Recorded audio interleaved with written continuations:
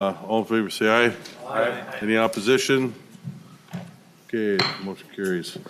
Okay, next on the agenda is House File 6, but before we get into that, I noticed some folks in the crowd had some signs and some methods of display. If you could keep those lowered so everybody can see what's going on and hear what's going on and be respectful of everybody else's right to listen and participate here tonight.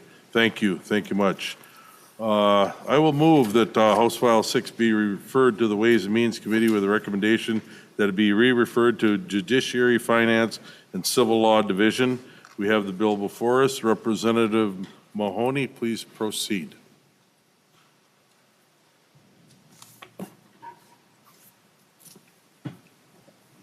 Thank you, Mr. Chair, committee members. If I may, I'd like to explain the bill.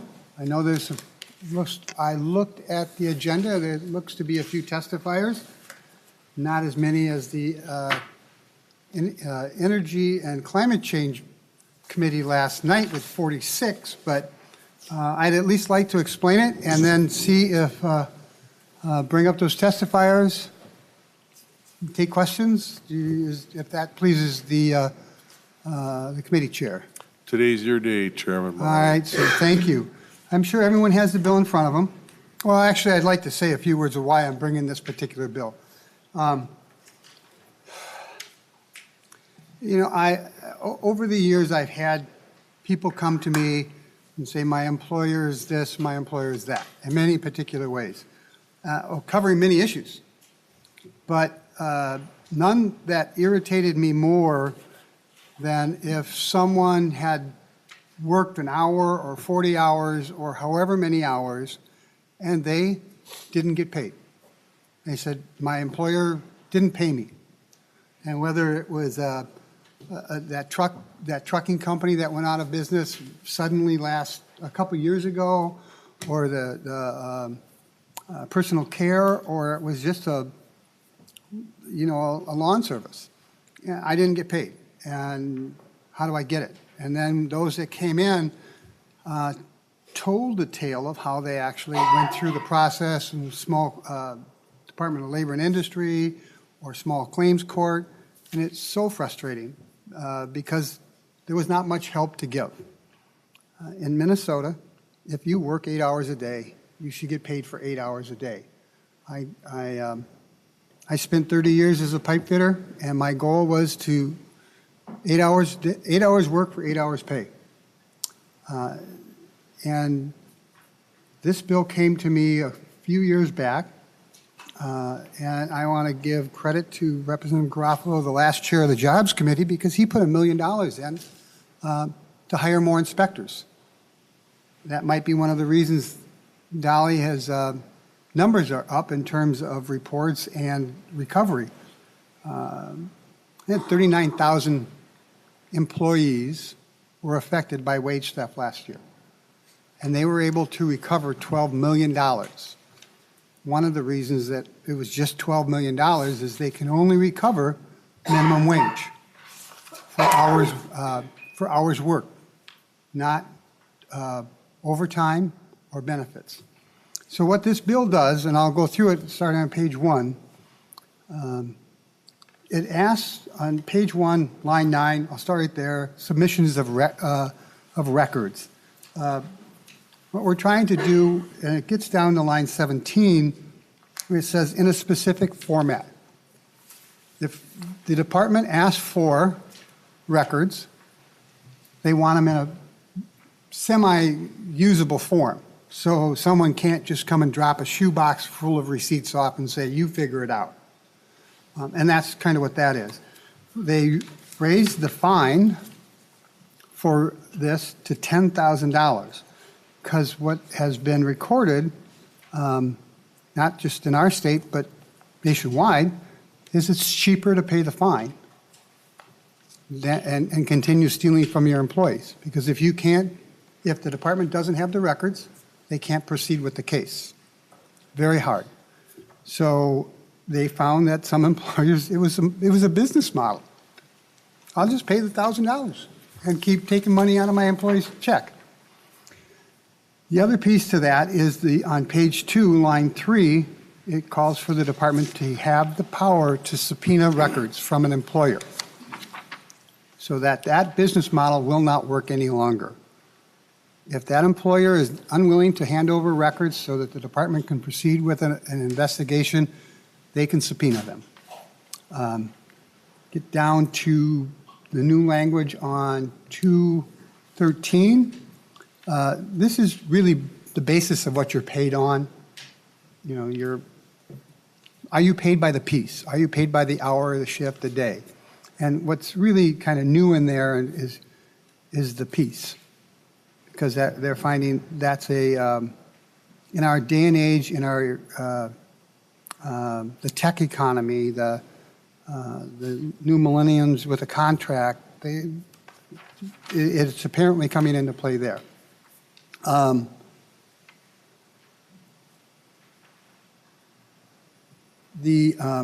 I'm not sure I'll go any farther on that one. I'll go to page 3.5. All the records must be kept for and available for inspection by the commissioner on the premise of the employment during reasonable office hours. And that's pretty self-explanatory. Got to get all my notes undone here.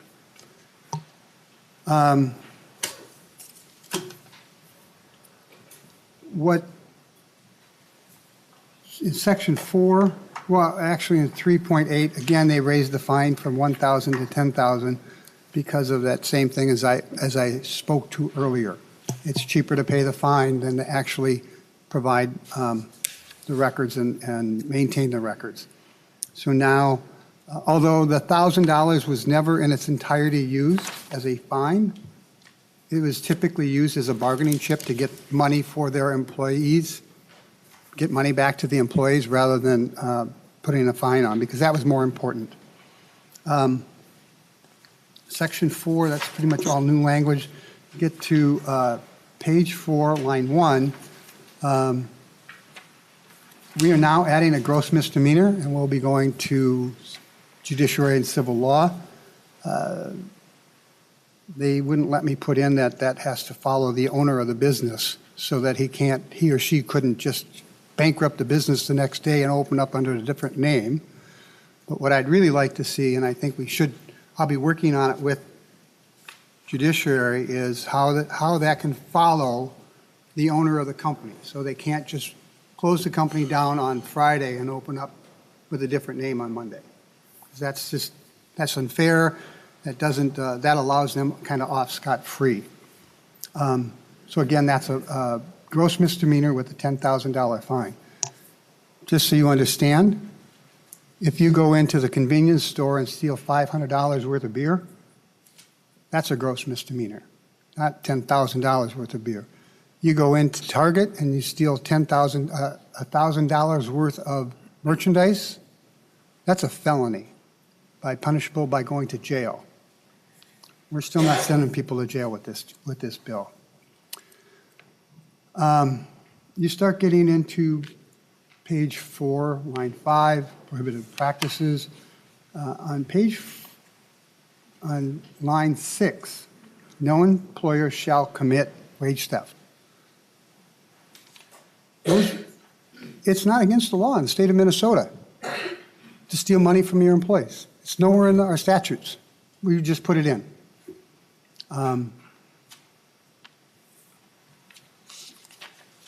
did forget my reading glasses at the office.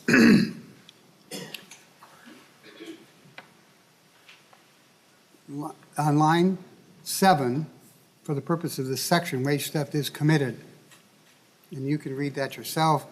If they fail to pay the employee all his wages, the employer directly or indirectly causes an employee to give a receipt for wages that were not paid. I'm sure the crack research staff has gone over this with all of those.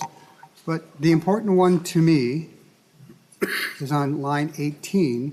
An employer retaliates against an employee for asserting rights or remedies under this section, but not including but not limited to filing a complaint with the Department of Labor. We cannot have retaliation We can't have retaliation. The simplest one is you get fired 2 days later for forgetting your stick rule, or not prepping in the kitchen, or taking too much time to clean the hotel room. That would be the simplest and most identifiable retaliation. There's a whole other ways that employers can retaliate against employees. Line 23, the commissioner may enforce this section and use an enforceable provisions in this section shall not preclude the use of other enforcement. What that's trying to get at is to allow police departments and other law enforcement agencies to also investigate. They can't up to this point, or under very rare circumstances. I find on line 28 where it says citations, it's really a nicer way to do it if for some reason I'm the employer and I don't pay my wages to my employees on Monday or Tuesday or whatever day because I broke my leg, or my bookkeeper quit. There's a citation, and you can go in to the Department of Labor or send it in any way, shape, or form to the commissioner. The commissioner can look at the circumstances and waive the citation, just like a parking ticket, just like a speeding ticket. And or if you're got your problem, you can just pay your employees, and the commissioner can waive this. If you're not happy with the results from the commissioner's review, you can go to I think it's a administrative law judge. If you're not happy there, you can get, what page is that on? You can continue on up the chain of judicial remedies, all the way up to a regular old courtroom with a jury and everything else. The rest of this, well, we'll go to page 6. And starting on line 8, what we're doing here is requiring the employer to inform the employee what their wages are, what their benefits are, when the payday is, a variety of things. And I'll explain it this way. Many of you have driven around town or around the countryside or wherever and seen those signs, warehouse work, $17 an hour. What they don't have to tell you is that they only pay once a month. And by the way, it says 17 on the sign, but you start at $12 an hour and you work your way up to $17 an hour. You know, they don't have to say whether it's 30 days, 6 months, or a year. And the reason they don't have to tell you that they only pay once a month is that gives them 4 weeks of money to steal rather than 1 week. So that's that part there. We also changed from the ability to do that, and I had some heartburn with this because I get paid once a month, but we're changing it to you have to get paid every, I think it's within 16 days, and then every 2 weeks after that minimum. So you can't get this long stretch of time where you're not getting paid, and they use the excuse that, well, we only pay once a month. The other piece that I think is really important here is down on page, line 26 on page 6, where you have to tell the employee the address, in writing you have to tell them, the address of the employer's main office or principal place of business and a mailing address. And then you have to tell them the phone number of the employer. And that's one of the reasons for that is you can use a post office box, and you can change a post office box in a heartbeat. The phone number, unfortunately, it can be changed, but also, quite often you don't have a way to contact the employer, and that's a problem. And now you will, at least for a while until they change their phone number. On page 7, again, you get to the rates of line 7, starting on line 5. the employer shall provide to each employee written notice. And the list there, 1 through 9, kind of goes over some of the other things that I've already spoken to. Rate of pay, how you're paid, whether you shift, daily, weekly, by piece, by commission, any allowances. I'm sure many of you have heard that, all of a sudden on the check, you see this little line that says, $10 a day. You didn't know that you were getting lunch every day for $10, especially when you were bringing your lunch with you. That's one of the ways that monies can be deducted without telling them.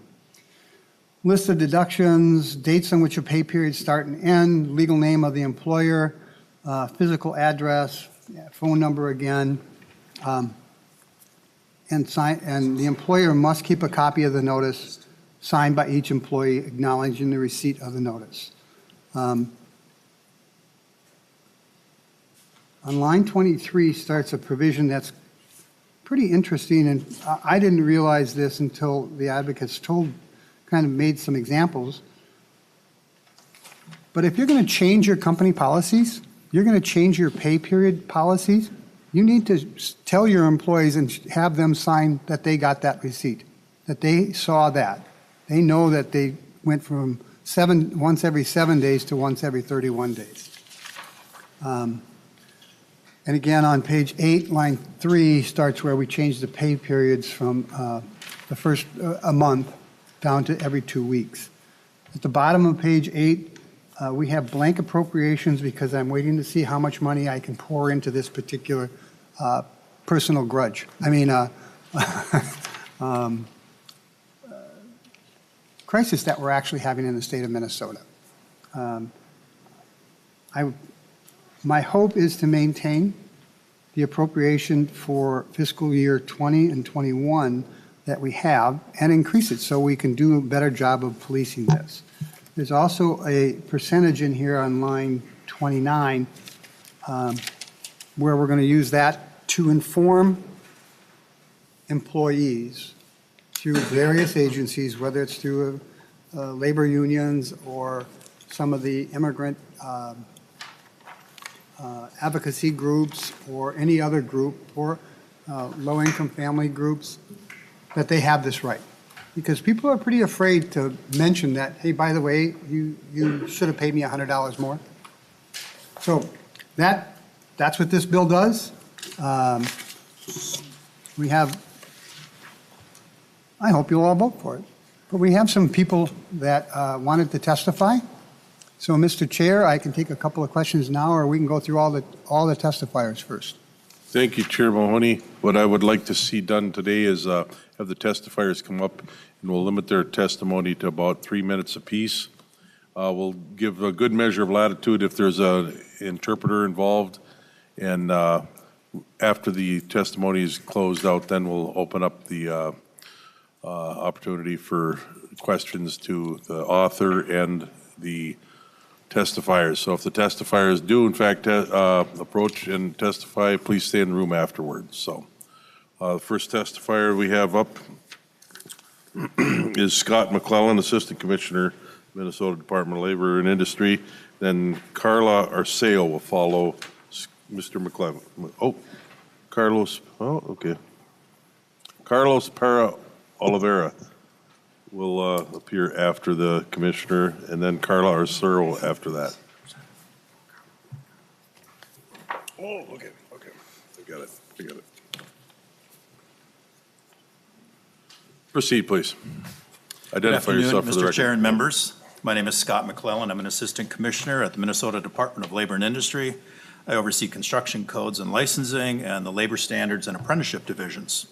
Thank you for the opportunity to testify this afternoon. I'm pleased to speak in support of House File 6, a bill to prohibit and prevent wage theft.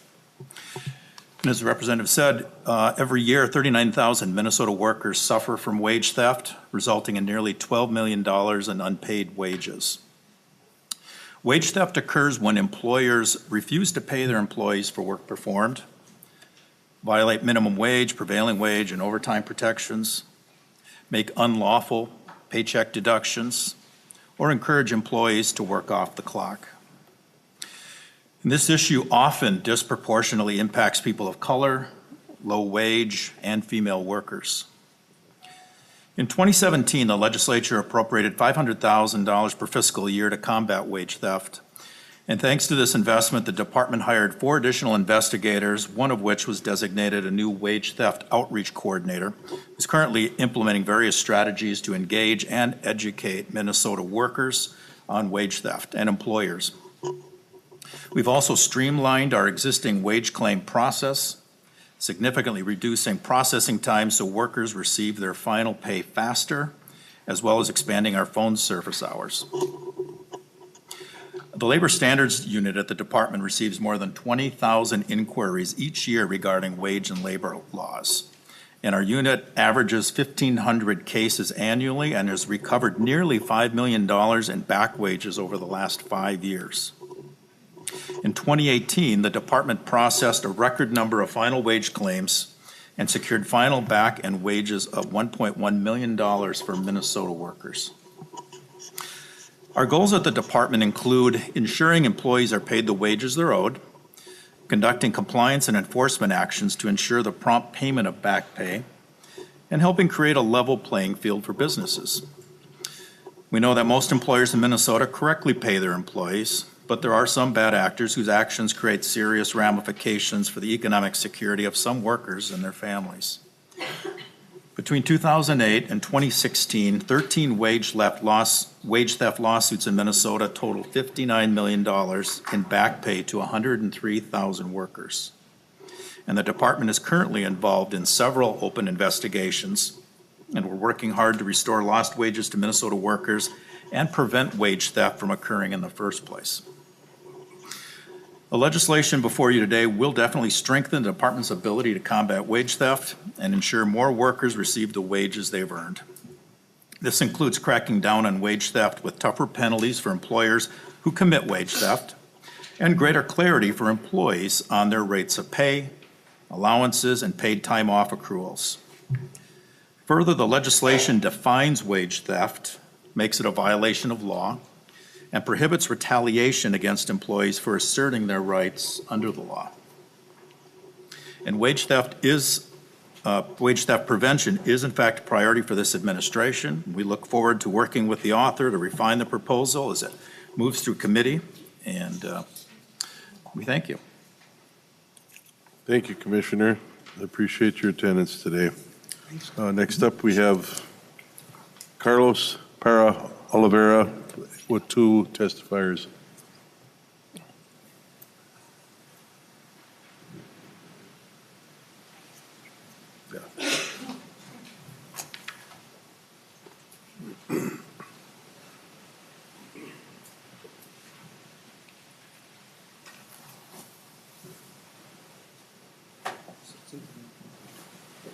I will be interpreting for our members. Thank you. Can you identify yourself and then the testifiers when they start? My name is Carlos. I am here with CETUL, Centro de Trabajadores Unidos en la Lucha. And ¿puede introducir su nombre? Humberto Miselli. Go ahead, sit down. Okay.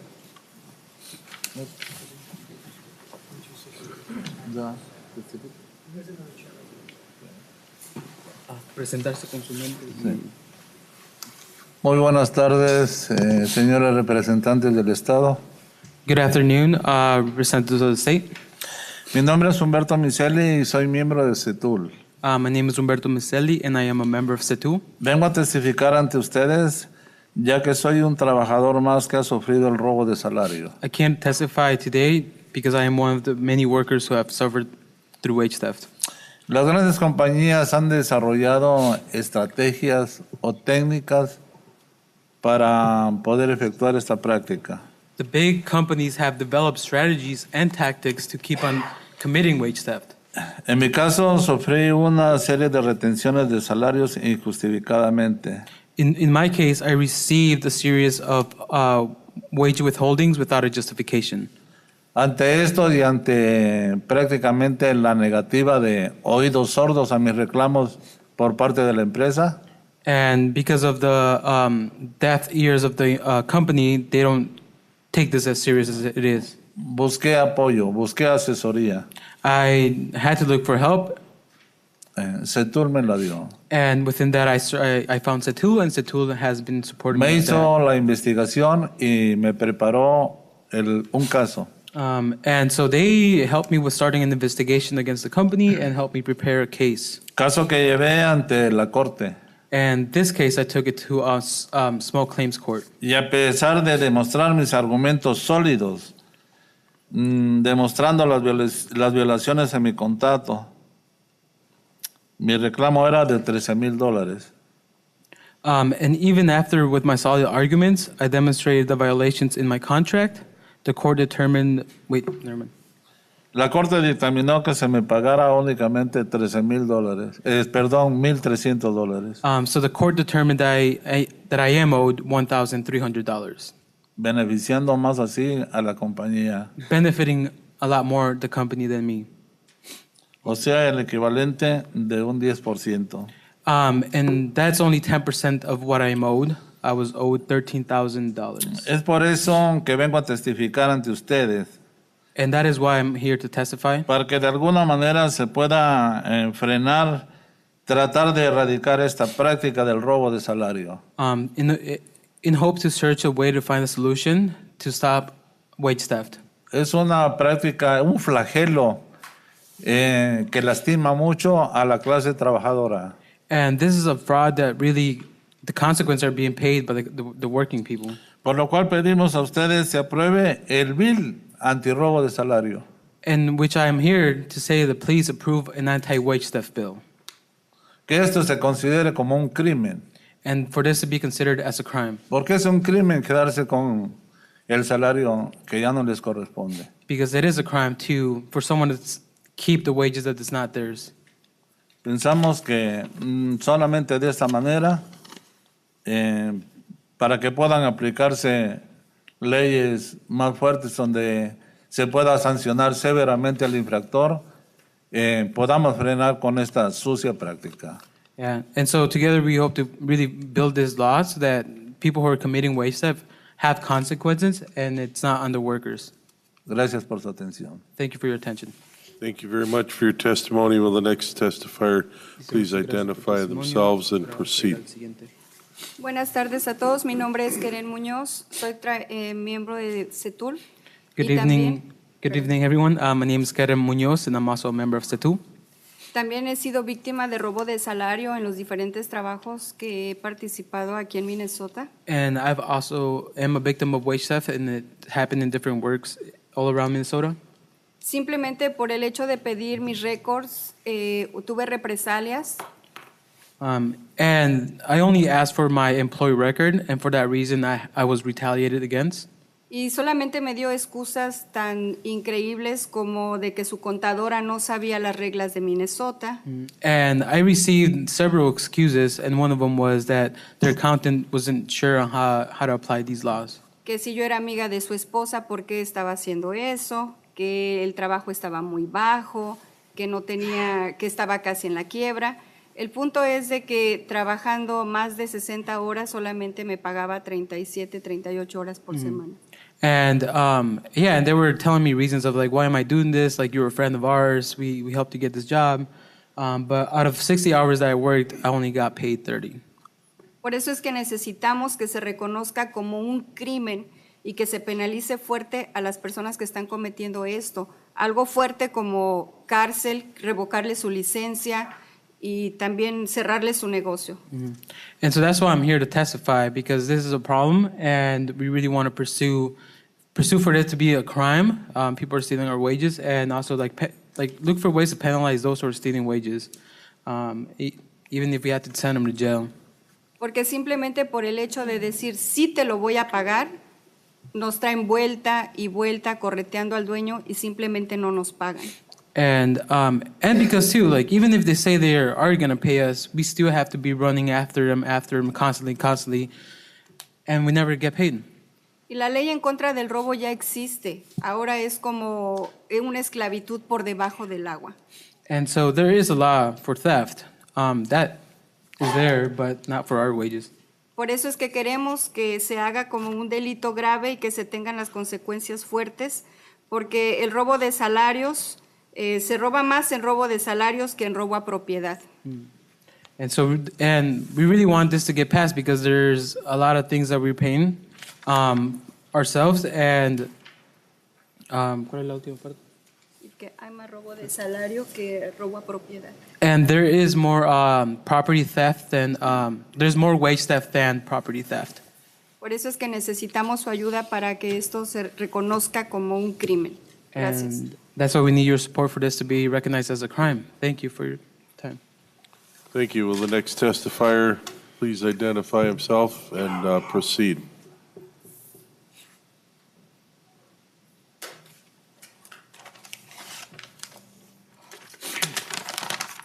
Buenas tardes. Good afternoon. Mi nombre es Julio Hernández My name is Julio y Hernandez. soy miembro de CETUL. I am a member of SETU, Señores representantes del Estado, yo senators of the state. lo que quiero es que haya leyes que nos apoyen sobre el robo de salario o sueldos robados. I want to see a law that's going to help us recover wages or stolen salaries. Yo fui víctima también de robo I was also a victim of wage theft, y busqué ayuda igual, me la brindó CETUL. and I was also looking for ways to recover my wages, and Setul was the place I found it. Y la persona, cuando yo le cobraba, se reía. Me dio 2 cheques sin fondo. And every time I asked the person to pay me, he laughed at me and several times gave me insufficient fund checks. Decía que a él no le hacían nada porque él tenía mucho dinero. And he would tell me that no one's going to do anything to him because he has a lot of money. Pero yo sé y creo que ustedes nos pueden apoyar And I do believe that all of y'all can help us or support us. porque ese dinero que ellos nos quitan es un dinero que nos hace falta para nuestra familia. Because the money that we do not receive is money that our family also does not receive. Y por eso acudimos a ustedes, que ustedes están más preparados que nosotros. En nombre de nuestros compañeros, yo les pido que nos apoyen. And that's why we're here, because you are more prepared and are able to do changes. And I'm here with my compañeros, co-workers, and so we really want your support. Ya no queremos que haya ese robo porque es un crimen, es un antirrobo. Eso ha existido y siempre al que castigan más es a la gente más pobre. And so, we really want wage theft to be a crime. Everything else is stealing is a crime, and the people who are paying the price is us, the poor people. Y disculpen, pero es la forma que nosotros podemos expresarnos ante ustedes para que puedan brindarnos esa ayuda y que las leyes rijan sobre esas personas supuestamente potentes. And so, so we want to see these laws really affect those who are committing these acts in a higher penalty base and not something lower. Es todo, señores, y gracias por escucharme. This is all my testimony, and really thank you for hearing my testimony. Thank you, and most particularly, thank you, Mr. Oliveira, for helping us out today. That's great. Appreciate it. Next up, we have Carla Arceo. And next after her, Kevin Osborne.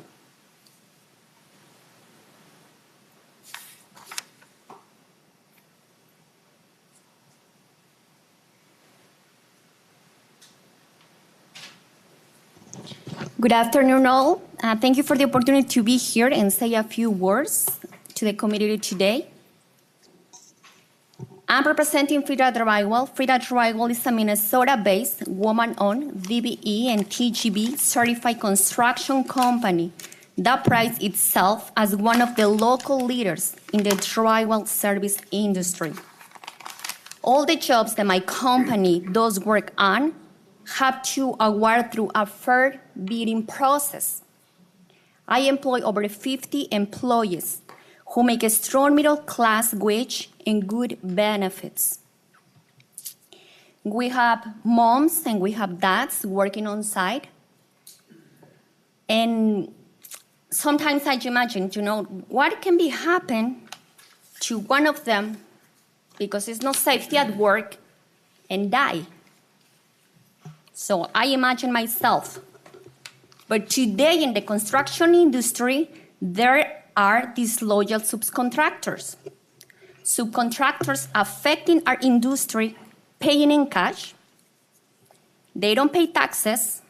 They don't look for the safety of their employees, risking the life of their employees, and they don't offer a long-term economic security for the families. It is a reality today in the construction industry. It is affecting business like mine, but even worse, it's affecting our community. Frida Trial has been following the rules, and it's not fair the other subcontractors who are not paying taxes, workers' compensation, employees' benefits, can take advantage of our industry, winning jobs with low prices because they pay very low rates to his employees. They pay in cash. I'm here representing all the loyal companies and business owners who are looking to make a positive change to benefit our people. I'm convinced the B Union Company offers security for us and our community. I can share my story with you, but I cannot change the law. You have the power today to change the law for our community. Thank you. Thank you very much. Next up, we have Kevin Osborne. I'm Arturo Hernandez. Pardon me? I'm Arturo Hernandez. Hernandez, okay. Arturo, okay. Hernandez, Mr. Hernandez, go ahead and proceed. Okay, last year I worked for Painting America. It's the supervisor, Nick, has grabbed me to the job site and put me in contact to Eduardo Valenzuela. He's supposed to my former. And I worked for this guy for almost three weeks, and the guy don't give me pay to his show up to pay. He gave me the address to get to his home, and the guy don't want to pay me in money. He want to give me some drugs to sell. He told me we make more money to sell this drug to give the money. And I thought, no way. I need my money because I need to feed my family. I'm a worker. And the money stuff is pretty much happened to the Spanish people because we don't know to the laws. We workers.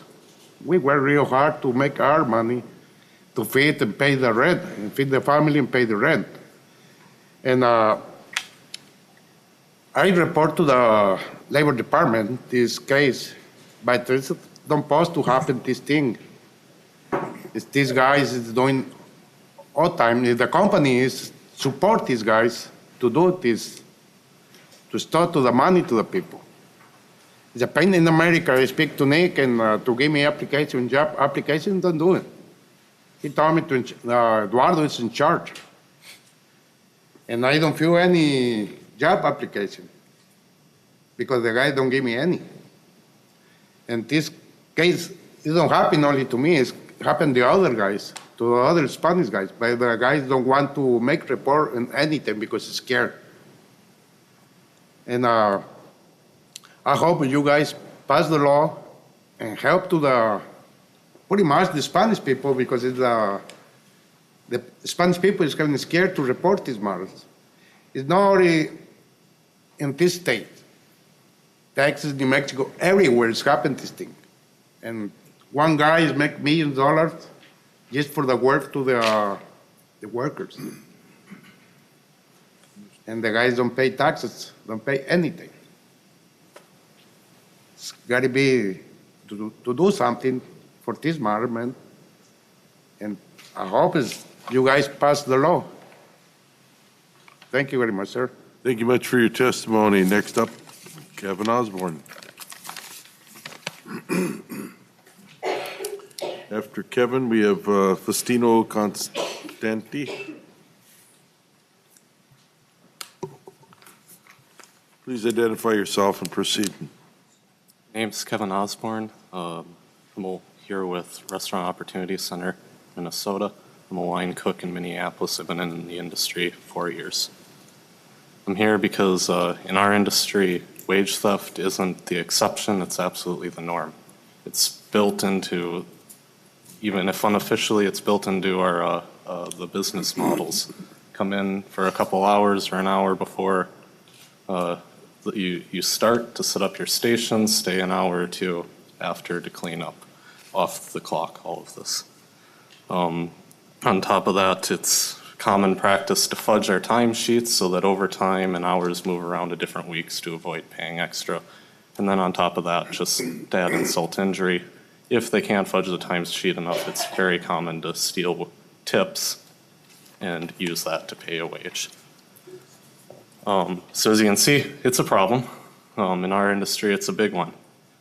And honestly, I'm not sure why we even have to sit up here and say it should be illegal to steal our wages. On top of that, for the Democrats, I mean, I think it's also not enough that you just take the politically comfortable role of opposing the Republican majority and use this as fodder. This is a problem, and unless you're willing to take on the Chamber of Commerce, the restaurant associations, and all the big business interests that are stealing our wages every day as a common practice, then you're just not doing enough for us. I think there's a lot of potential for workers right now, because it's such a huge problem, to stand up and to say, enough, that we need this bill because we can't count on our business owners to pay our wages. We need this bill to provide effective enforcement, to fund the agencies that will reclaim our wages and our tips, and on top of that, to provide actual real protection against retaliation that's just a habitual instinctive response amongst most of our employers. So I guess this is still in the very early stages of the bill, but right here, right now, I guess each and every one of you, Democrat, Republican alike, has a choice. Are you going to side with us that are getting our wages stolen, or with the business interests that are stealing them? I guess just to end it, do me a favor, actually pass a bill that's in favor of workers for a change. Thanks. Thank you much for your testimony. Next up is Faustino Constanti.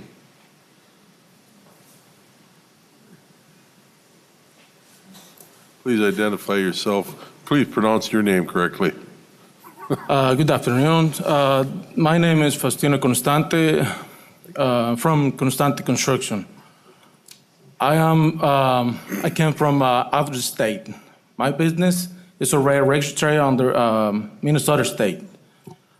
Why? Why I'm here? I want to be your guest. To be your guest, I want to start him right. I want to pay my taxes, my employees. And I hear something that I don't really like it. I don't like it when somebody don't pay taxes. This makes me look bad to my community. I'm looking for better life for my family, for my workers. I wanted the opportunity. How you can help me? In other words, I need help. How you can help? For me, I'm looking easy. You know, when I'm gonna go bidder jobs, I'm starting bidder jobs with the big companies, big GCs. When they see my proposal, they throw away. They put it away. Why? Because they thinking I'm too high. How am I gonna look like if I'm bidding lower? You guys gonna like it? I don't think so. Why? Because I need to stop. I want to help to stop with the money wage theft. I'm not afraid for nothing. I pay my taxes since 2012. My business, my company, Constante Construction, since in business since 2012 from Oklahoma. Why I've decided to run the north? Because The same problem. I hear the same problem. The people don't pay. The people kind of use the people to kind of slaves. But I see something I don't like and I want to change. Like I say, when I go to the big companies, the big GCs, they decide hire somebody else more cheaper. If my bid is like $1 million, they decide for 500,000. If I bring in my 10 employees, what are you going to do? I am not union. I want to sign up with the union. I come here by, sorry. Okay. So I want the opportunity to start and right on this state. I want to help with the theft, wage theft, to stop. So, thank you. Thank you very much for your testimony. Next up, we have Allegra Bipes. And after that, Adam Hansen.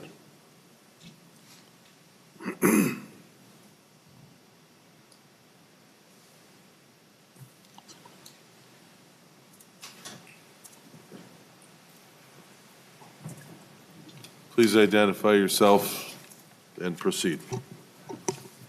Good afternoon, Mr. Chair and committee members. My name is Allegra Bipes. I live in Minneapolis. Approximately 10 months ago, I started working as security for Minneapolis College of Art and Design. 14 of my last 20 paychecks have been incorrect and have been shorted. On some, I was not paid for all of the hours I was worked, or I was not paid for my overtime hours.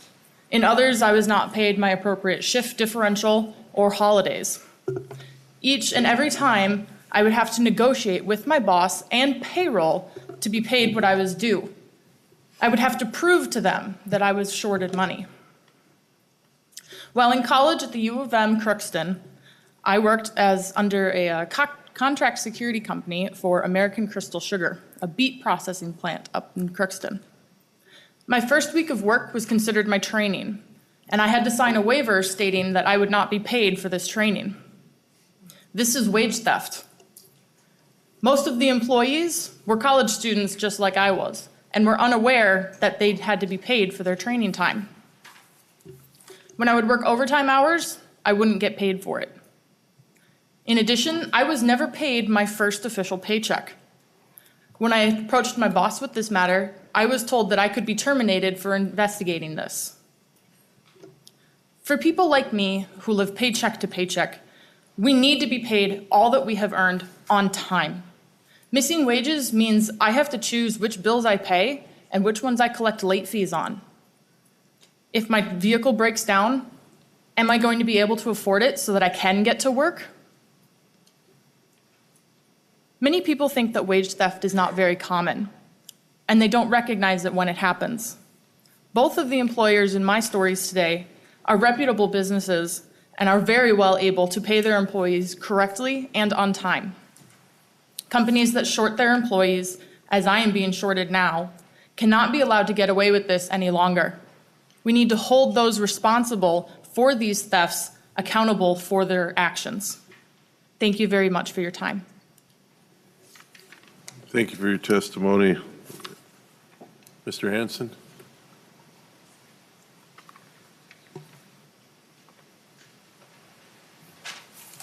See you, sir. You as well.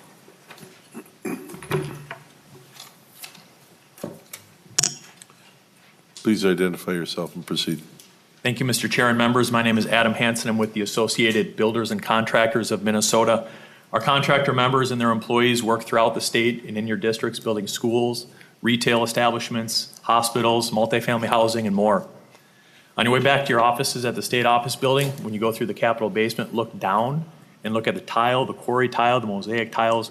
One of our members did that during the Capitol Restoration Project, and we're pretty proud of that. I want to thank Representative Mahoney for acknowledging last month and earlier today that 99.9% of all employers in the state do the right thing, and they do right by their employees. They pay them on time. They pay them for the work that they performed. But what our contractors have concerns about this bill is the penalization of honest mistakes that can occur in payroll record keeping and accounting, especially in the construction industry. If an employer intends to underpay or cheat their workers, the Department of Labor and Industry can already penalize them under current state law. Wage theft is already illegal. It is not uncommon for our contractors' employees to be able to do more than one discrete job classification on a project. For example, installing a door is carpentry work, but hauling that door from another location on the job site to where the door is installed is laborer's work.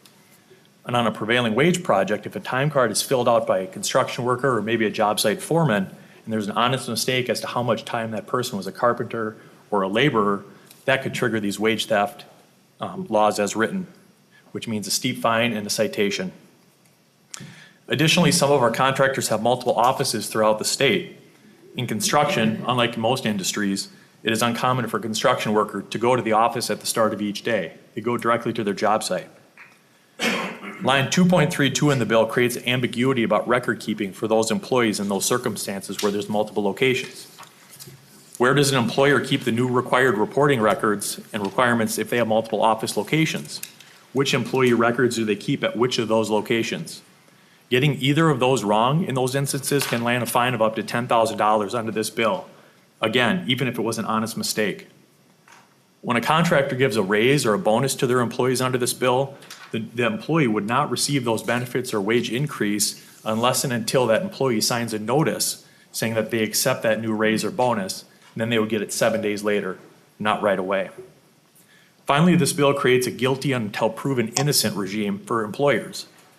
The burden of proof shifting occurs in your bill on line 3.5 or 5.31 when an employer is issued a citation and they request an expedited hearing on the matter.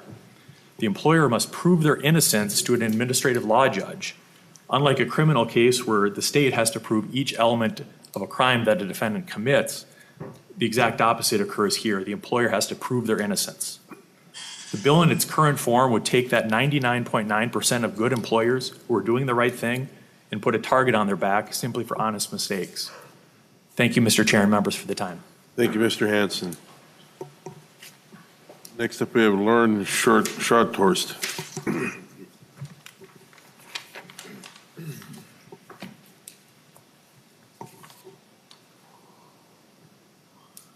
You can go ahead and identify yourself and proceed. Good afternoon, Mr. Chair, members of the committee. My name is Lauren Schotthorst, and I serve as the Labor Management Policy Director for the Minnesota Chamber of Commerce. The Minnesota Chamber represents 2,300 employers and over 500,000 employees in every industry across the state.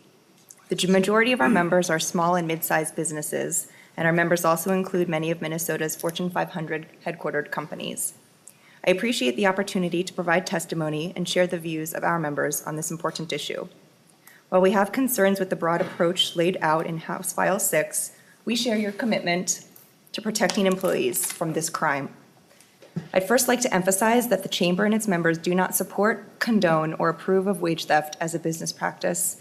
And like the testifier before me, we do appreciate the recognition that 99.9% of employers across the state share that belief.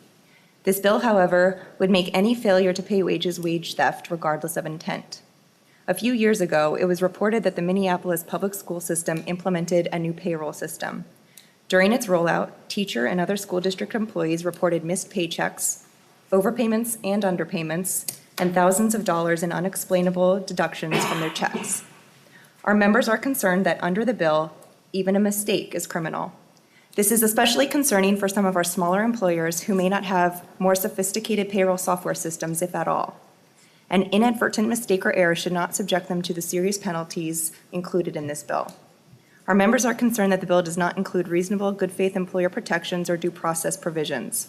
We are also concerned that this bill overreaches in its application and enforcement by the onerous record-keeping requirements for employers and frequency of paycheck provisions that doesn't take into account some employers in Minnesota whose cash flow or other business needs require a pay cycle of once per month. While we are proud that Minnesota employers are regularly recognized as providing some of the best workplaces in the nation, any action that reflects poorly upon our business community is something we take very seriously. We look forward to working with all of you in the department to accomplish our shared goal of protecting employees from wage theft and hope to find a workable solution. Thank you, Mr. Chair. Thank you very much for your testimony. That completes the scheduled testifiers. Is there anyone else in the room that would like to weigh in on this bill? Now is your chance. Okay, thank you.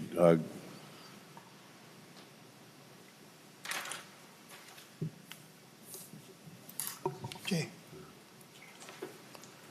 Please identify yourself and limit your comments to 3 minutes.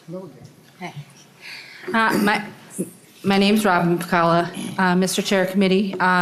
Thank you for having me. I'm a home care worker. In the field of home care work, wage theft is prevalent. It happens a lot. We work a lot of hours that we don't get paid for because of paperwork errors. I work for a company called Crystal Care. I didn't get paid for 45 days. We still continue to work for there were 600 employees that didn't get paid $1.4 million. We still continue to work for our clients during that time because nobody else, the way the system works, sometimes it takes 2 weeks to a month to a month to get switched over to a different company. So our clients were going to be hanging. There would be nobody there to care for them. So on the 46th day, the company that I work for filed for bankruptcy. Now, if you or I stole $1.4 million from the state, we'd be in jail.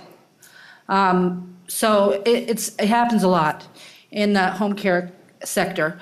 One of the things I found out that this bill takes care of is they say, well, you can file a claim with Dolly. You have to wait 31 days to file a claim with Dolly. Do you know what happens in 31 days? You lose your home, you lose your house. You can't feed your kids. So one of the things that this bill is going to take care of is you can file a claim quicker. And I think that's all I have to say. Thank you very much. Any other testifiers?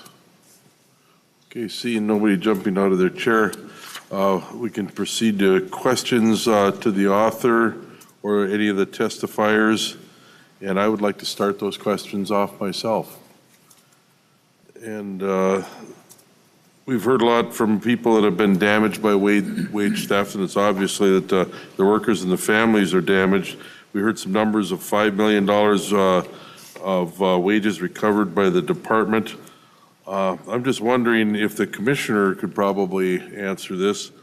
The state of Minnesota and the federal government, how much tax revenue did they lose because of just that one single instance? If the commissioner can come forward, I've got a couple more questions.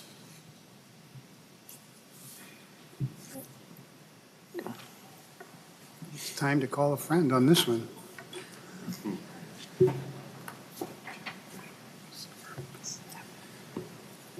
Mr. Chair, members, I'm Scott McClellan, the Assistant Commissioner for Labor and Industry. Mr. Chair, I don't have that information, but I'd be happy to research it and respond back to you. Okay, thank you, Mr. Commissioner. We also heard of 40,000 cases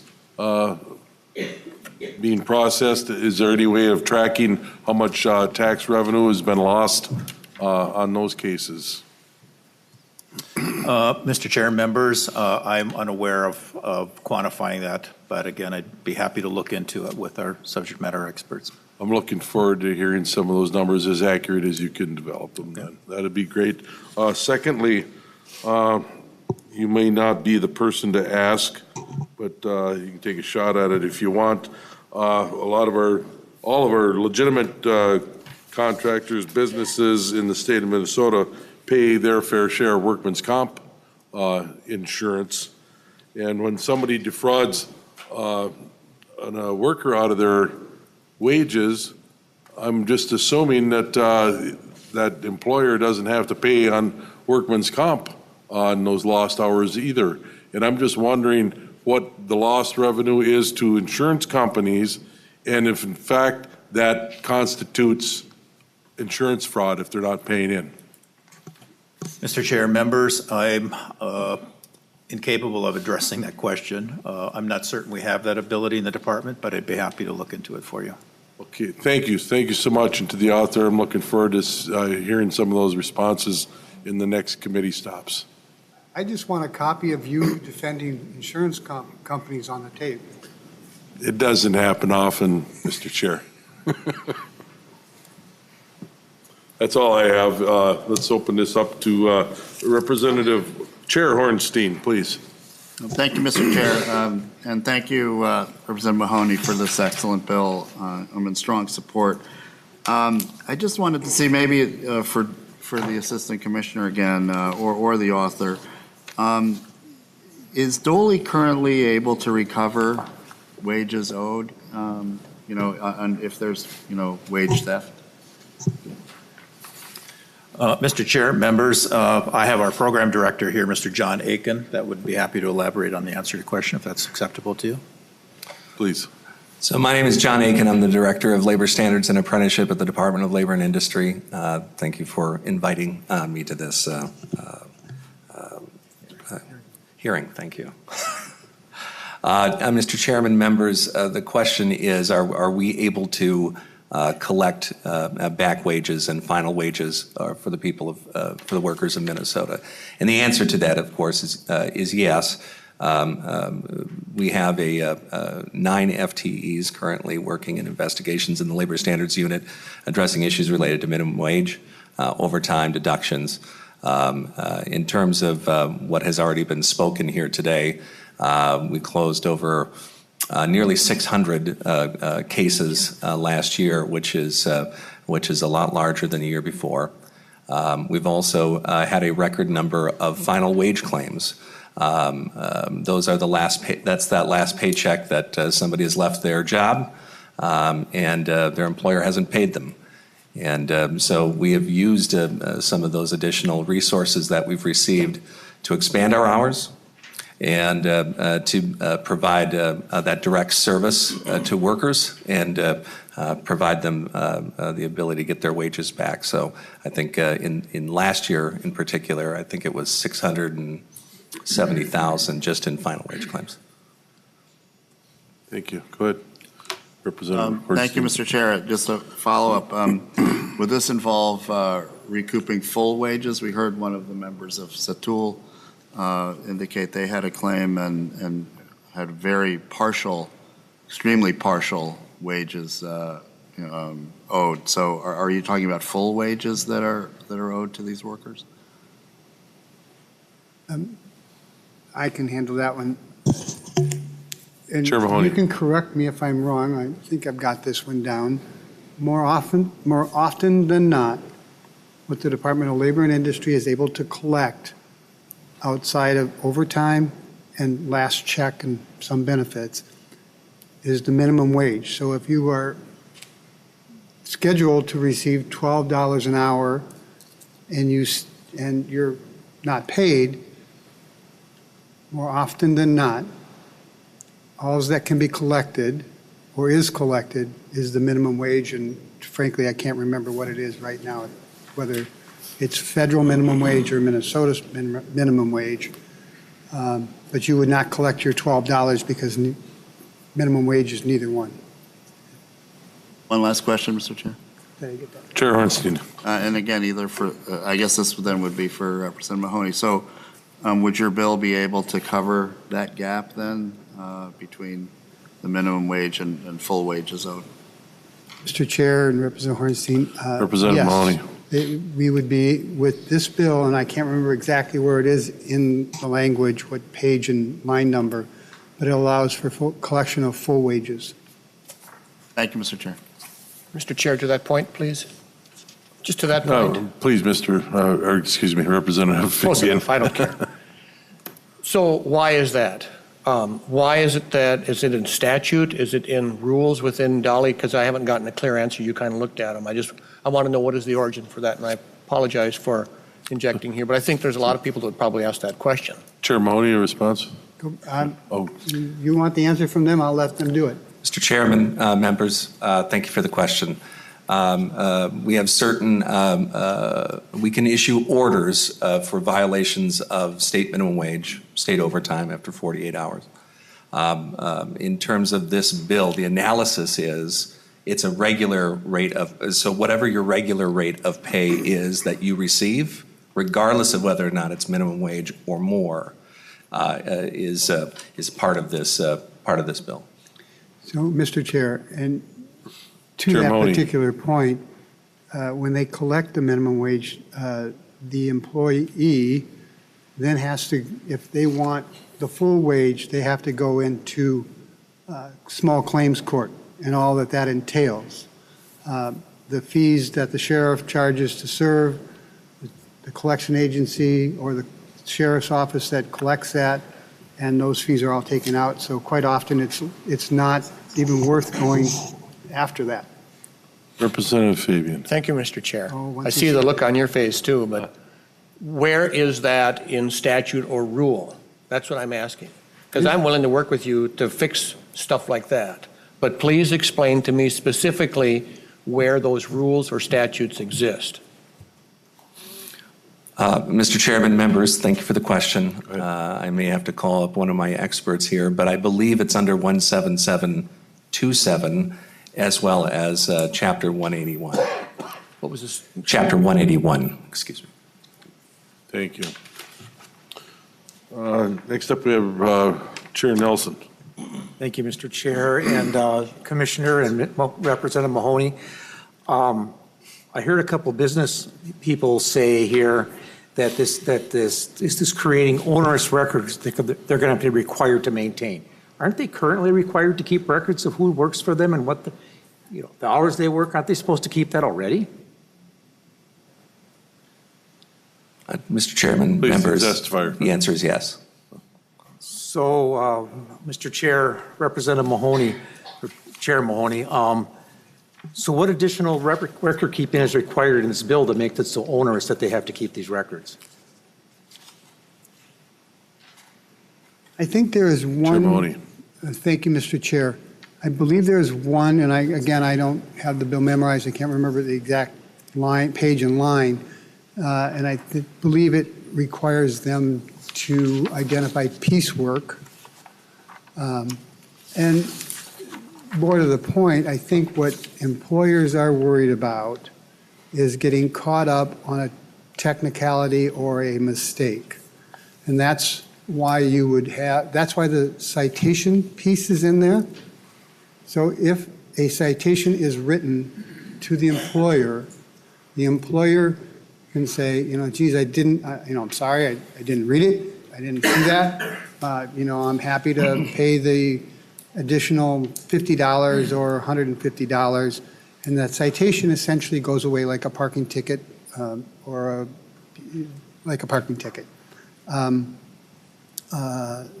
So I understand and have talked to a couple of the people who testified about that onerous or that fear. And I'm happy to work with them on that. But I think it's less of a fear that it would happen.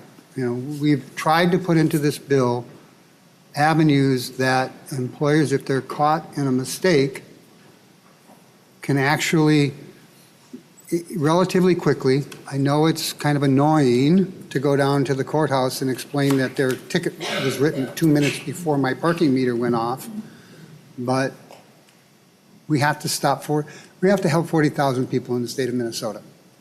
So. Thank you. Chair Nelson. Oh, thank you, Mr. Chair and Chair Mahoney. Having had a couple instances in my working years there where I had employers try to cheat me out of my pay, I have great sympathy for this.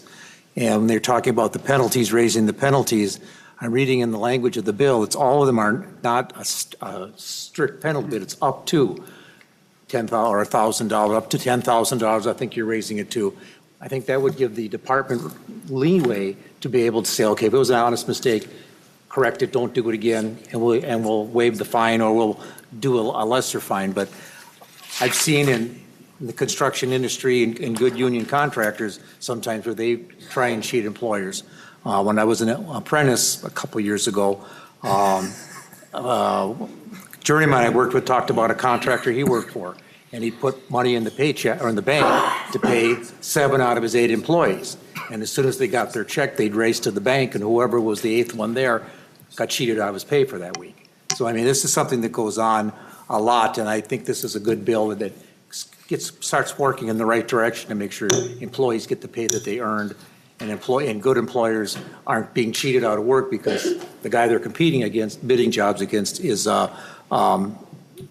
getting by paying his people less, and therefore cheating those good contractors out of the work that they should get. Thank you. Representative Rarick. Thank you, Mr. Chair. And I think, for the most part, this is a very good bill. Testimony we heard today, these are the things we want to stop. And I think we've shown the commitment with the extra budgeting that we gave to Dolly to go after this. But we do have a couple of things, and one that I would like to ask for a little clarification is on page 4. And it looks like we are at 4.7. We're talking that we're going to, is that supposed to define wage theft, the sections underneath it? I'm sorry, what was the last? So on page 4, line 7, it looks like we're saying that what follows after is that supposed to be the definition for what wage theft is? Mr. Chair. Chair Mahoney. Yes. Okay, thank you. Representative Vogel. I'm sorry. Yeah. Follow up. Representative Rarick. Okay, thank you, Mr. Chair. So then, number 5, we're talking about retaliation. Does that really belong under wage theft, or should that be considered something different? Chair Mahoney. Mr. Chair, Representative Rarick, I think, staff and the revisor wrote the bill. I went with where they put it. If you have a better place to put it, that's fine. Certainly take a look, but I'll talk to staff over between here and judiciary, because if it doesn't belong there, it doesn't belong there. But yes.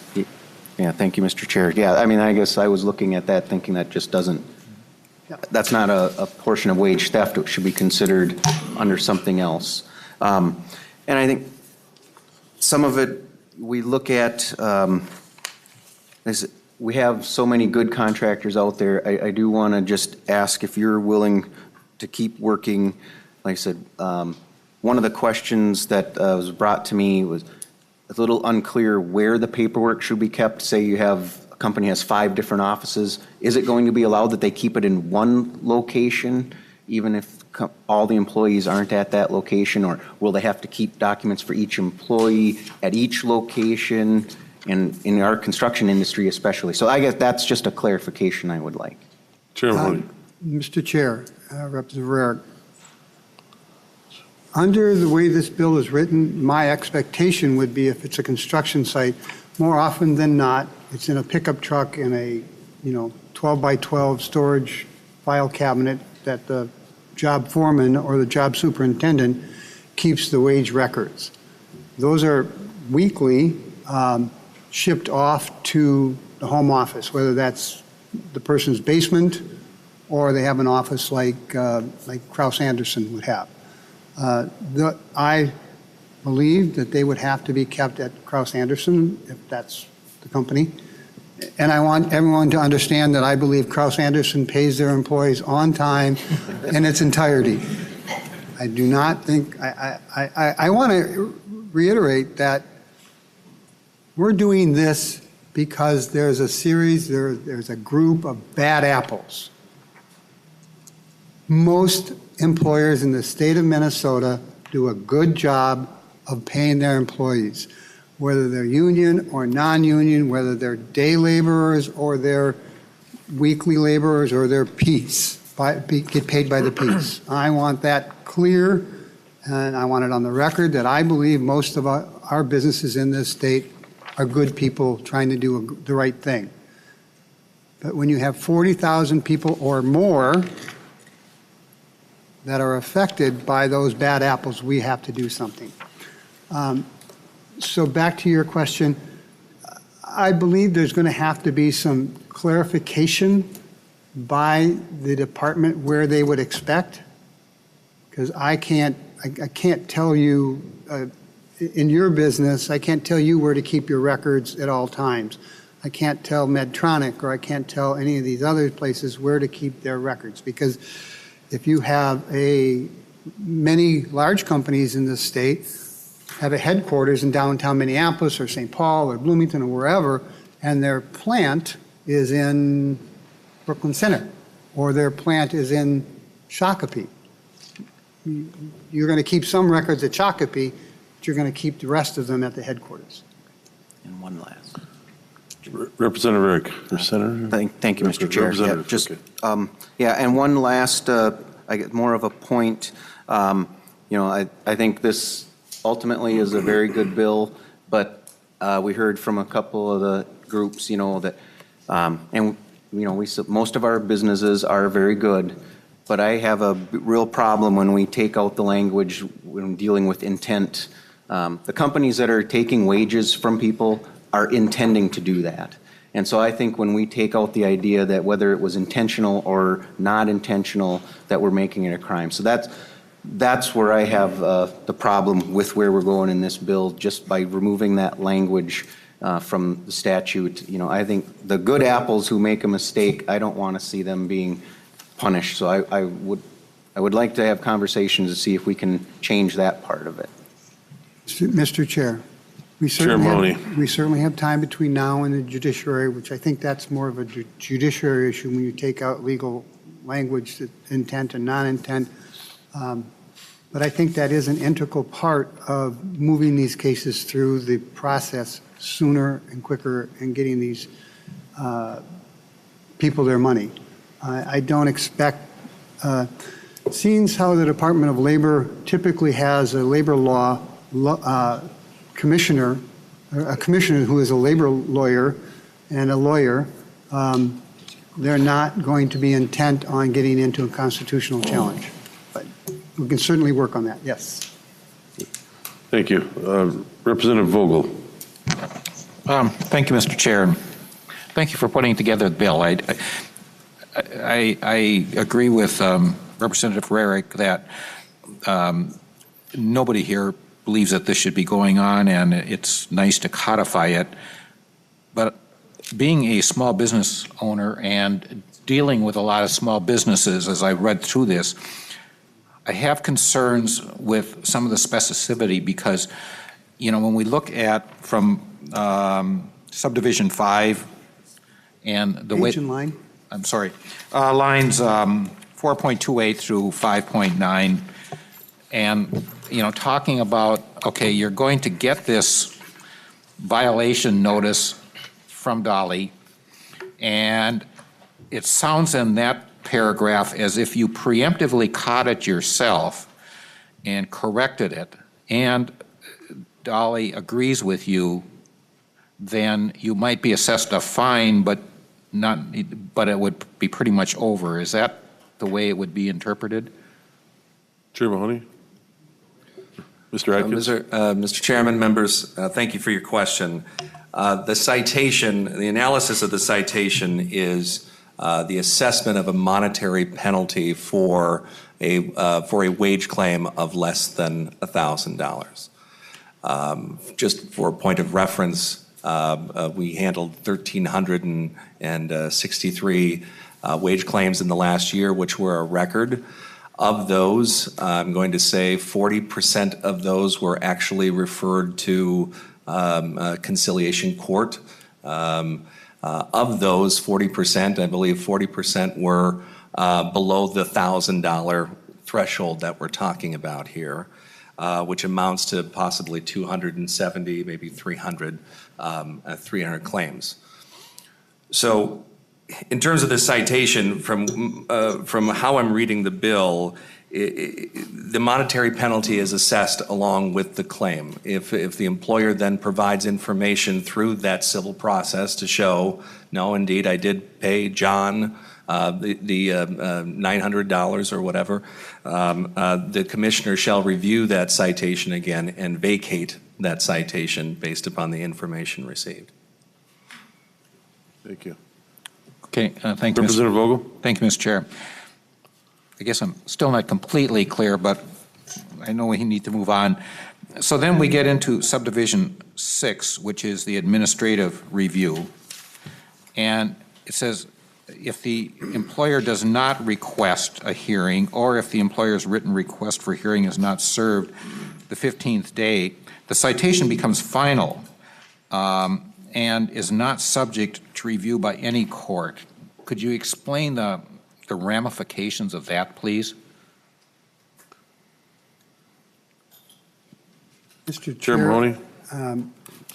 I believe that's something that might have to, I can make an attempt, but that would more or less be in the judiciary area and would take care, I'll be trying to address that in Chairman Lesch's judiciary and civil law. But as I read it, if you don't contest the citation within 15 days, there are some legal ways that you can go back and be heard again. But you've said, yeah, just like your parking ticket. Yeah, I was 2 minutes over my parking time, and here's your $15. Well, actually, the last time I paid a parking ticket, it was a lot more than $15. But that's the way I read it. Okay, Representative Vogel. Thank you, Mr. Chair. Well, you know, and this is where I believe we need to do something about this, but I'm really concerned about small employers. First of all, it's a little bit ambiguous. It sounds like what might happen. And secondly is 15 days. That's not a long time. And third, I'm a small employer myself. If I get a notice from Dolly that I'm doing something wrong or some other place that I'm doing something wrong, the first thing that goes through my mind is, do I need legal assistance here because I'm in trouble? And that's very expensive. And what I'm wondering here is if we can make this more clear so that we don't unfairly push our small businesses into unnecessary expenses, or if there can't be some type of resolution process, because 15 days isn't much. And so that becomes a concern there. And I'm gathering with the question that there's still some ambiguity, and maybe it will be handled in civil law or whatever the committee is now called. But it tends to go throughout this bill that there seems to be these things that are a little bit uncertain yet, and yet if you're an employer and you get the notice, you're on the hook. And I've only got 15 days, 2 weeks basically, to figure it out. So if it's going to be worked out, that's fine, but I do think that's a serious point.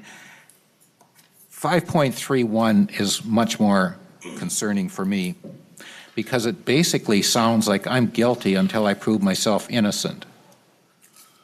And I'm curious if that's the intent here. Response, Chair Mahoney? Mr. Chair, again, it's a citation, just like you would get a citation for speeding or parking. If you don't respond to your speeding ticket, you're guilty. And I would prefer to have a stronger law to help workers that are having money stolen from them.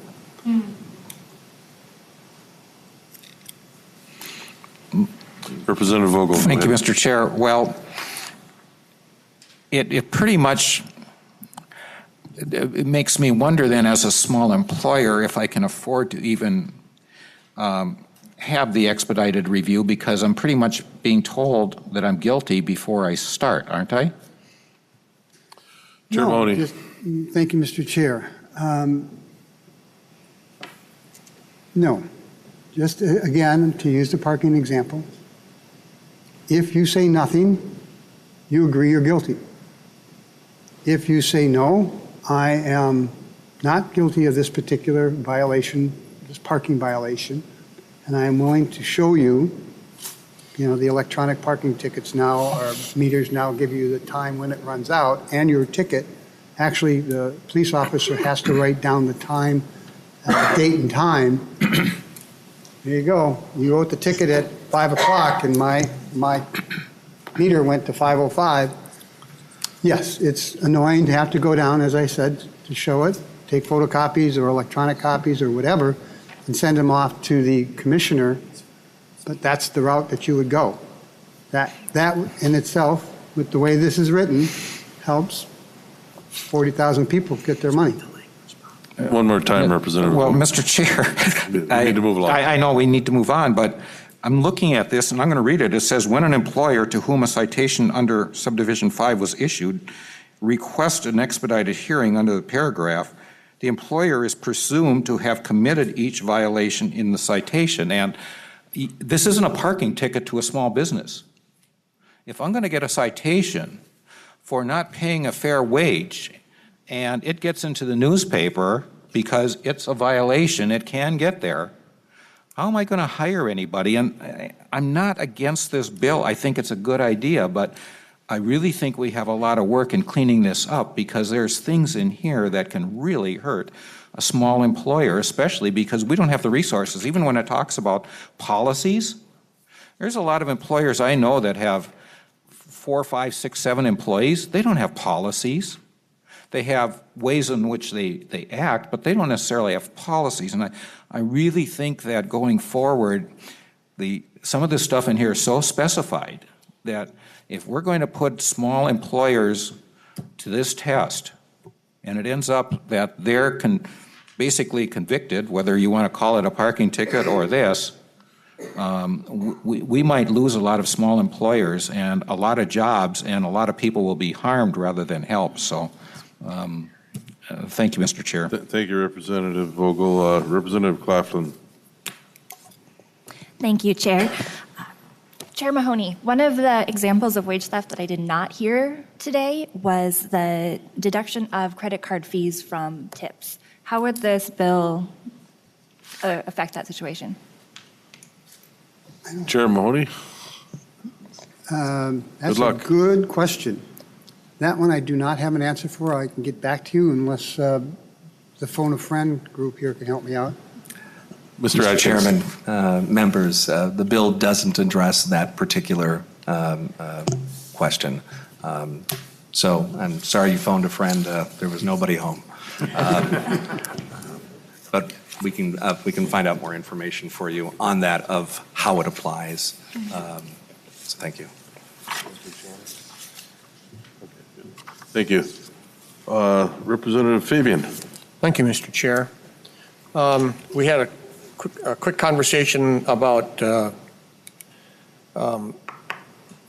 statute 177.27 and subdivision 3. It says if the records, and this was about the minimum wage and collecting $12 an hour, the minimum wage or whatever, subdivision 3 under 177.27 specifically gives the if the records maintained by the employer do not provide sufficient information to determine the exact amount of back wages due an employee, the commissioner may make a determination of wages due based on available evidence and mediate settlement.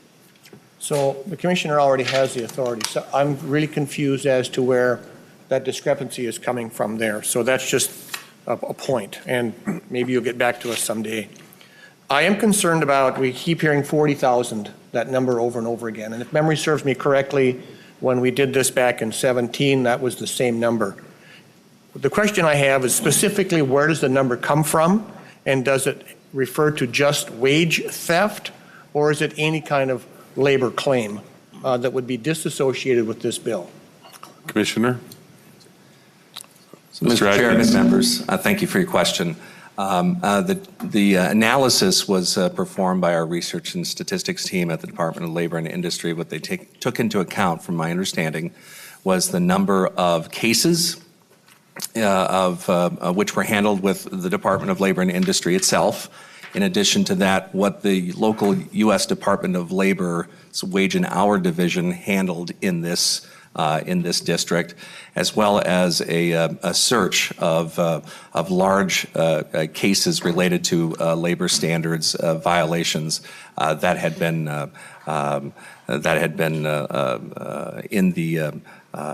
adjudicated. I believe over the course of 2000. I think it's 2012 to 2016. I can look back at that, but I believe that was the combination. Thank you. Representative Fabian. Thank you, Mr. Chair. But specifically of the 40,000 Commissioner McClellan, maybe you can answer. How many of those are specific to wage theft? Mr. Atkins? Mr. Chairman, members, thank you. From my understanding, so the cases from the Department of Labor's perspective, Department of Labor and Industry, those cases are final wage claims, which are those claims that are paid related to people's final paycheck. And then, of course, we have cases related to minimum wage violations and overtime violations, deductions, as well as a confiscation of tips. So those cases are taken into consideration. Now, in addition to that, of course, the Wage and Hour Division at the U.S. Department of Labor, it's my understanding that they took into account those particular cases of minimum wage violations and overtime.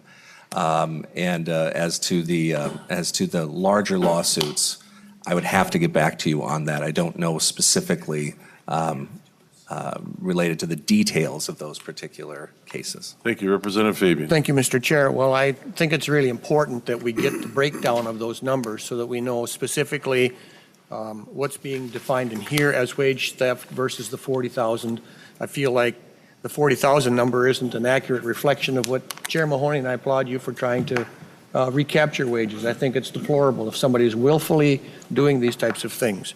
The other thing, so can I get a commitment from the chair that you will get Chair, that information? If I may. Excuse me, let's one chair at a time. Okay. Chair Mahoney, please respond. Representative Fabian, minimum wage violations is wage theft. Yep, I understand that. Confiscation is wage theft. Overtime violations where you don't pay it is wage theft. That is the basis for the 40,000. So the 40,000, the estimate, both federal and taken into consideration federal and state numbers, is a real number. It's not some number that was pulled out of the air because it sounds good. Wage theft encompasses any time you violate somebody's pay over their pay period, whether it's minimum wage violations or tip confiscation. It's all wage theft, and 40,000 is a pretty good number. One more, we have to move on. We have Thank three you, other. Mr. Chair. So then the other thing that I would like from the department, and I think that can we Representative agree that Fabian. we'd like to get the data for the 40,000? More data is great. Very good. So in the last biennium, and you mentioned it, and I applaud you for that, the $1 million that the department got, can we get a specific accounting of just exactly how that money was spent? And then in terms of that, how did we actually impact wage theft? I think that would be very useful information. And the other question I had is on the fines. If someone is fined, whatever the number is, where does that money go? Does that just kind of go back into the agency? Does it go to the general fund? Those types of things. Commissioner. Yes, Mr. Chair, Representative, thank you for your question. For the latter question, that goes into the general fund, correct? The agency doesn't see that money. Representative, I can give you anecdotally what we've done with that money, and we can give you a more detailed accounting later. So, for example, we have hired 4 new staff. One is a full-time wage theft outreach coordinator. We have responded to 25,000 inquiries we've been capable to in this last year as compared to 16,000 the previous year, just because now we have greater capacity. We streamlined our wage claim process to assist workers faster. The turnaround time used to be around a month. Now we're down to 4 to 5 days. So it greatly increased our capacity. We've now been able to invest in a new case management system, which has greatly, hasn't yet, but it will really enhance our ability to get rid of some of the paperwork and just do more actually wage theft investigations. So we're excited about that. We've expanded our phone hours to reach people that actually are working and don't have the time to call us during their working hours. And we've launched a comprehensive wage theft outreach program that we've many different areas, too numerous to discuss today, where we've done a lot of outreach, community engagement, and we have some really good numbers that we'd be happy to share with you in detail. Thank you, Commissioner. Next up, we have Representative Cagle. Thank you, Mr. Chair. My question is a little bit more to the department. Why does Dolly need the citation authority? I I couldn't. Why does Dolly need citation authority? Chair Mahoney? Again, I did not hear it. Is my mic working here? Why does Dolly need the citation authority? Why is Dolly given this authority? Yeah. Because I like, no. Representative Cagle, my understanding is they've had this for a long time. I'm going to, my 20 years here, they've always had this particular authority. I'll toss it to you, to my friends here, if they have a better reason. Mr. Atkins. Mr. Chairman, members, thanks for the question. The citation itself is new as a part of this bill, but the strategy here, of course, is that already we're putting resources to address people who contact us to say, I didn't receive my final paycheck. And just a quick review of the database before I walked in here today. I mean, we've had wage claims for a couple of thousand. We've had wage claims for as little as $21. But that $21 is a tank of gas to get to work the next day. And so we're trying. We could use the citation process as a way to strategically address those types of claims that come to us, where somebody is trying to get that final paycheck. Thank you. Representative Detmer, please.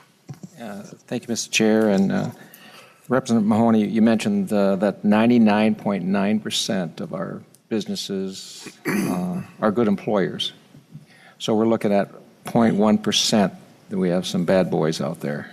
And so can we say that 1% is responsible for that 40,000 cases that we're working on? And this might be a question to you or for Dolly. It was already asked about the $1 million that was put out to work and solve this wage theft problem that we have in Minnesota. So what is it going to take to solve it? Is it more money to Dolly, or what are we looking at here? Chair Mahoney. I think there's two parts to that question. The question of money certainly will be answered in the Jobs Committee, but I think $1 million that was put into this the last biennium is a good start. Do I think they need $10 million or something? No. Do they need an inflationary increase? Probably. And the other half of your question, the first half? Well, you got 1% of the Yes. businesses that are 0.1% that are the bad boys, and can it be centered on those types of businesses? I mean, what type of businesses are we talking about at that 0.1%? Chair Mahoney. I've always been saying it runs the gamut from construction to hotels and their cleaning services to restaurants to landscape. I'm construction. My friend Representative Nelson and I have both had to suffer through this a little bit here and there. I'm sure you get it in retail. I don't know that there is a list that is the most common, but maybe you have one. I don't know. And Mr. Chair, yeah, if that is a list that Dolly has, it'd be maybe something good to share with this committee. And we want, if we have 99.9% of those businesses that are doing a great job, are paying their employees, we need to be taking a look at those groups that are not at that 0.1%. Well, Mr. Chair. Thank you. Representative Mahoney. Mr. Chair Chair. Mahoney. Representative Detmer, 99.999% of the people don't go out and murder people. Well, we have laws against that. And I can make all sorts of examples about where we make a law that 99.999% of the people don't, would never think to do something like that, whether it's speeding or shooting somebody. But when you have the bad apples, we have to go after them when that's literally taking food off the table or a roof over their heads or gas out of their gas tank so they can't get to work. And as far as a list, we'll see if, I will ask Dolly to see if they have something along those lines, but I'm sure what they'd have to do is just go back and take a list of how many their citations and say who it was. And not sure the public information would be able to work with that, but I'll leave that up to you. Would you be able to do that? Mr. Atkins. Thank you, Mr. Chairman, members. Thank you. We are working currently on upgrading our case management system that is that's running out of service, and so we're upgrading some of our processes related to that. And one of the things that we're looking at is it's about occupations, it's about address, zip code, it's about industry. Right now, the department, while we can go through and look at the individual records and possibly attach that to the industry of hospitality, or whether or not it's a hotel, or whether or not it's construction, we'd have to go and do that by hand. But the hope is, with this new system and these processes that we're putting into place, are going to be able to capture some of that information. So it gets to the point of your list, which is we know that just from talking with our investigators, many of the complaints that we hear about are in the restaurant and hospitality. We hear it about home health care. And so those are just some general comments about related to industry. But that's the hope related to this investment in our case management system, is to track some more of this information more at that granular level. Thank you. Just to follow up, maybe Quickly, just a please. comment. Representative Dedmer. Thank you, Mr. Chair. And who is in charge of your IT? Is it Minute, or who's taking care of that for you? I can address that, Mr. Chair. Commissioner, please.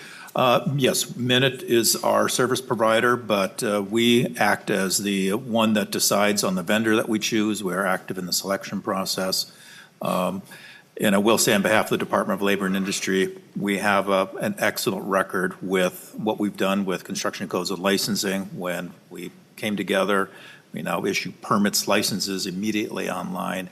We've had a good track record. So that is our challenge, to continue to be excellent in what we do.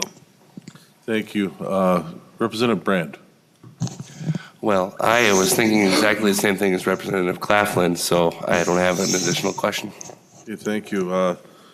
I guess I get the last word on this. One thing that I did not bring up when I was talking about the insurance and the lost revenue is some of the benefits. Some of these jobs carry benefits with them, be it retirement benefits or health benefits. And some people, when they get stiffed on the wages, that's what you're dealing with.